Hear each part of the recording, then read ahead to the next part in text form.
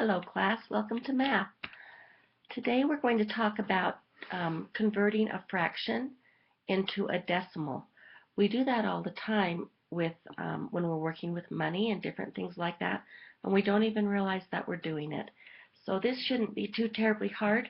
You should be able to intuitively kind of get the feel for it.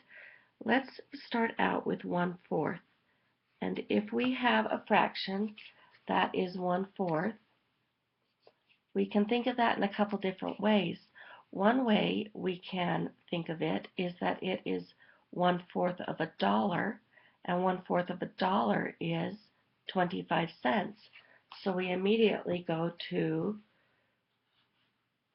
25 cents. You can see how easy that conversion is.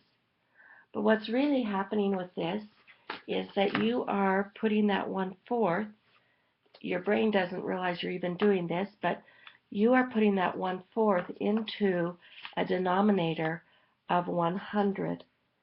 So we have the 1/4, we times the top number, the numerator, by 25, we times the denominator by 25, and we end up with 25 hundredths.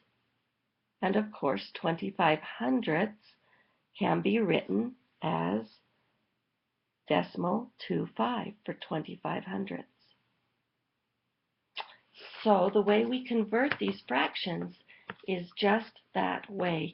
We make the bottom, the denominator, equal 10 or 100 in order to be able to write it as a decimal. Now here's a little chart that will help you to understand that even more so. You've got your 1/4,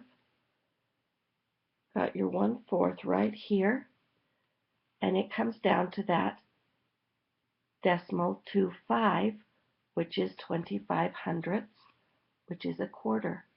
Then if we look at 1/2, 1/2 goes straight down to 5/10. Now if we have half of a dollar, we have 50 cents, and we write that decimal 50. So right here we have decimal 5, and of course we can add the 0 on to the end. So you've got 1/2 converted to a decimal of 5/10. Then you go to 3/4, and the same thing can happen. You just go straight down, and you end up with decimal 7, and it's halfway in the middle. So decimal 7/5. Now decimal 7/5 looks just like 75 cents, which is actually 75 hundredths. It's 75 pennies out of 100. All right, you just need to bring a paper saying that you have watched the video this time. We'll do more of this in class. We'll be able to convert our fractions into decimals, and from there we will move on to adding and subtracting decimals. You are making such great progress, and it is such fun to be with you in math class. I will see you tomorrow.